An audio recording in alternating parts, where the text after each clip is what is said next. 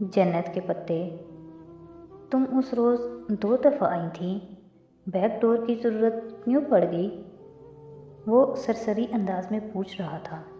यकीनन उसके वर्कर ने उसे पूरी रिपोर्ट दी होगी, मगर जवाब उसके पास तैयार था।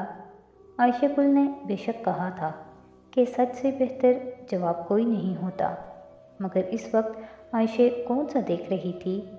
कोई जानने वाला नज़र आ गया था। हाले और मैंने उसे टकराने से बेहतर समझा कि दूसरी गली में चले जाएं।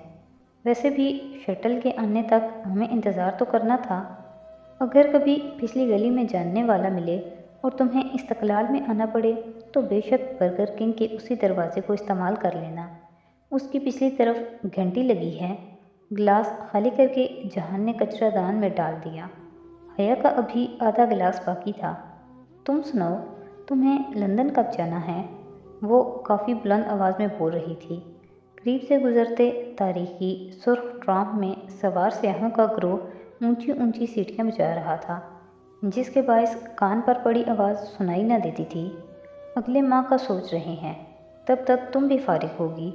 बाकी एक्सचेंज स्टूडेंट्स कहाँ जा रहे हैं? कुछ तुर्की में ही घूमे फिरेंगे और कुछ कतर, पेरिस, दुबई वगैरह जा रहे हैं।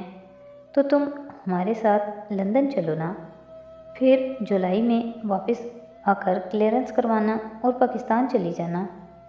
मैं अपनी दोस्तों के साथ बयूब अता रहना चाहती हूँ। गो के जहान के साथ लंदन जाने का ख्याल काफ़ी पुरकशिश था, मगर उसने फ़ौरन हामी भरना मुनासिब न समझा। ओह, डोंट टेल मी कि तुम अभी तक वही रिपोर्ट लिख रही हो। जहान ने हाथ हिलाकर गोया नाक से मक्खी उड़ाई। हया ने गर्दन फेर कर उसे देखा। हाले की दोस्त छापने के लिए तैयार थी, मगर जहान के मना करने पे उसने वो रिपोर्ट बंद कर दी थी। आज सुबह ही जब वो इस बारे में सोच रही थी तो उसे लगा उसे ये सब कुछ किसी बाएतमाद शख्स से शेयर करना चाहिए, और मेजर अहमद से बढ़कर किसी पे एतबार नहीं किया जा सकता था। तभी सुबह उसने मेजर अहमद को टेक्स्ट किया था कि वो बात करना चाहती है, मगर कोई जवाब नहीं आया था। नहीं, मैंने उसे जहन से निकाल दिया है। Good girl.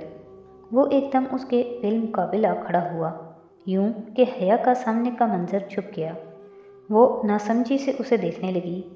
बाज़ दफ़ा जो हम देखते हैं वो हो नहीं रहा होता, और जो हो रहा होता है वो हम देख नहीं रहे होते। कहते हुए उसने रोल शुदा अखबार खोला और फिर उसे लपेटने लगा, यहाँ तक कि कोन आइसक्रीम की सुनहरी कोन की तरह उसने अखबार को रोल कर दिया। फिर उसने हया का गिलास लेने के लिए हाथ बढ़ाया। हया ने नासमझी से गिलास उसे पकड़ाया। एक चीज़ होती है नज़र का धोखा। लोग वो नहीं होते जो वो नज़र आते हैं, और जो वो होते हैं उसे वो छुपा कर रखते हैं। उसने गिलास कोन के मुंह में उंडेल दिया।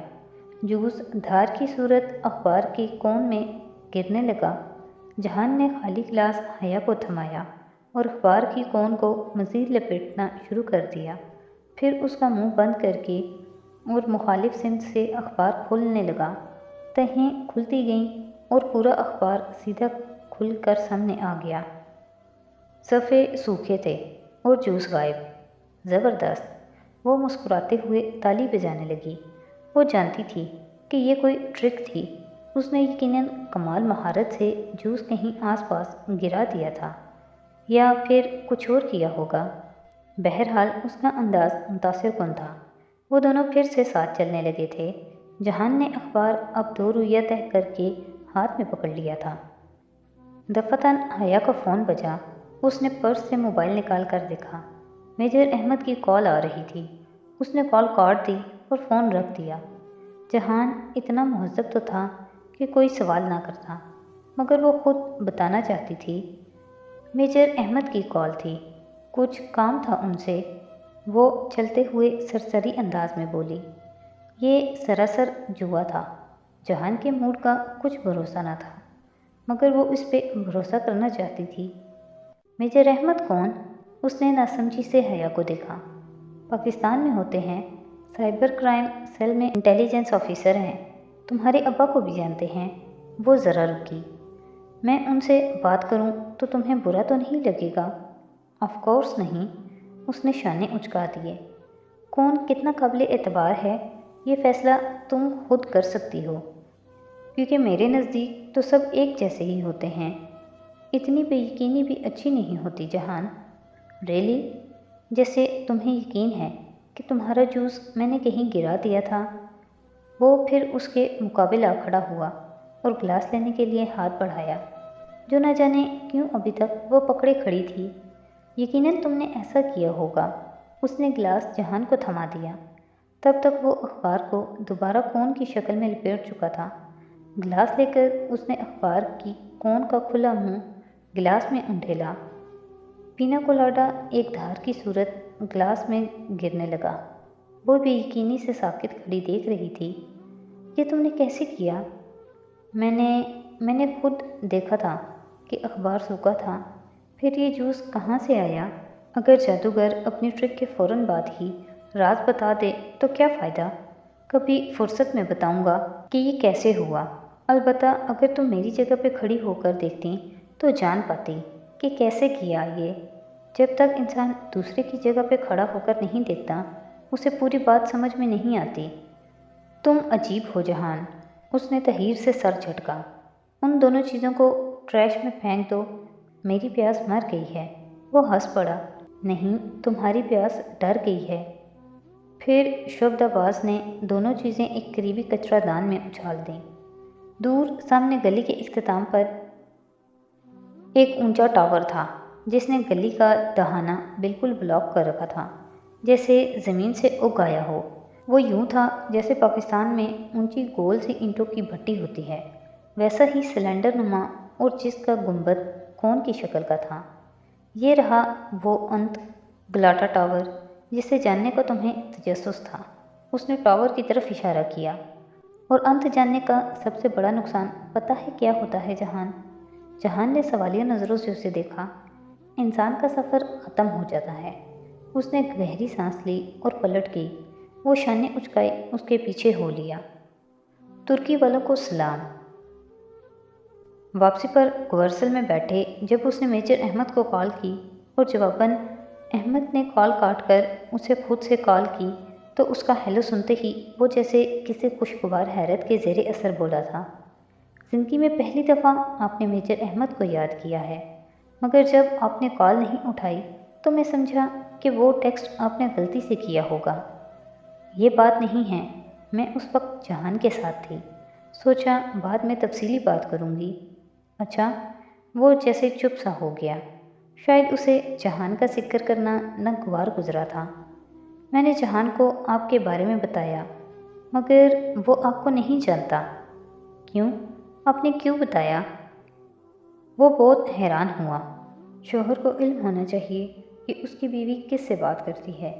وہ ذرا جتا کر بولی۔ جانتی تھی کہ اس کا استحقاق سے شوہر کی بات کرنا احمد کو کتنا برا لگتا تھا۔ شوہروں کا بھروسہ نہیں ہوتا، احتیاط کیجیے گا، آپ پھنس ہی نہ جائیں۔ غلط کام تو نہیں کر رہی کہ پھنسوں؟ بہرحال ہم کام کی بات کرتے ہیں۔ اس کا لہجہ بے لچک ہو گیا، ساتھ ہی جو کچھ بیوقدہ میں وہ جان پائی تھی اس نے وہ میجر احمد کو بتا دیا۔ میں وہ رپورٹ شائع کروانا چاہتی تھی، مگر جہان نے منع کر دیا، روانی میں کہہ گئی وہ، پھر ایک دم خاموش ہو گئی۔ وہ منع تو کرے گا، اس کا بہت کچھ داؤ پر جو لگے گا۔ خیر، آپ بالکل وہ رپورٹ شائع کروائیں، مگر حیا اس سے کوئی فرق نہیں پڑے گا۔ کیا مطلب؟ وہ جہان والی بات نظر انداز کر گئی۔ وہ ذاتی اناد کے باعث کہہ رہا تھا یقیناً۔ ایک رپورٹ سے ARP جیسے بندے کا کیا بگڑے گا؟ مافیا کے ایک ایک بندے کے پیچھے پوری کی پوری نیٹ ورکنگ ہوتی ہے۔ عبد الرحمن جیسے شہرت یافتہ تو صرف پل کا کام کرتے ہیں، ایسے کہ اپنے دامن پر کوئی چھینٹا نہ پڑے، سو ان کے خلاف نہ کوئی ثبوت ہوتے ہیں نہ فائلز کھلتی ہیں۔ مگر میں نے سنا ہے کہ ان کے عالمی دہشت گرد تنظیموں سے بھی۔ کس سے سنا ہے؟ وہ بات کاٹ کر بولا۔ لیڈی کبرا سے، ادالار میں۔ بہرحال یہ دوسری دنیا کے لوگ ہیں، آپ ان معاملوں میں مت پڑیں۔ تو پھر یہ پاشا میرے پیچھے کیوں پڑا ہے آخر؟ وہ زچ ہو کر بولی۔ مجھے تو لگتا ہے حیا اس نے آپ کا پیچھا چھوڑ دیا ہے۔ अब सिर्फ आप उसके पीछे पड़ी हैं। وہ ایک دم چپ ہو گئی۔ اس کے پاس کوئی جواب نہیں تھا۔ ویسے ضروری نہیں تھا کہ آپ میرے بارے میں جہان سکندر کو بتائیں۔ انسان کو کچھ باتیں اپنے تک بھی رکھنی چاہیے۔ بس باسفورس برج سے گزر رہی تھی اور وہ کھڑکی سے باہر پل تلے بہتا سمندر کو دیکھ رہی تھی۔ وہاں حسب معمول ایک فیری تیر رہا تھا۔ میں نہیں چاہتی کہ کوئی میرے اور آپ کے رابطے کو غلط طریقے سے استعمال کرے، مجھے رسوا کرے۔ اللہ آپ کو رسوا نہیں کرے گا حیا۔ جنت کے پتے تھامنے والوں کو اللہ رسوا نہیں کرتا۔ اسی لمحے دور نیچے سمندر کے کناروں پر بگلوں کا ایک ککول پھڑپھڑاتا ہوا اڑتا آیا۔ وہ نگاہیں ان کے سفید پروں پر مرکوز کیے ٹھہر سی گئی۔ آپ جنت کے پتے کسے کہتے ہیں؟ احمد نے گہری سانس لی اور کہنے لگا،